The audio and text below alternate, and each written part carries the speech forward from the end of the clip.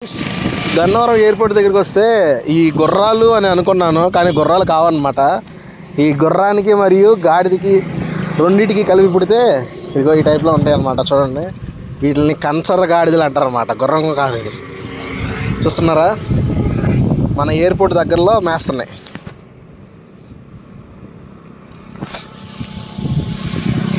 ఇదిగోండి,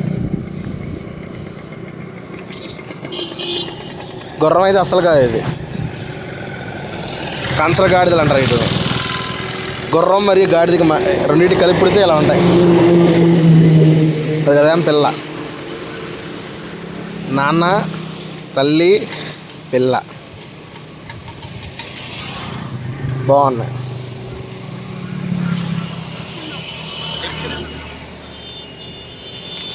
భలేగా ఉంది పిల్ల, మొత్తం బొడ్డ పిల్ల.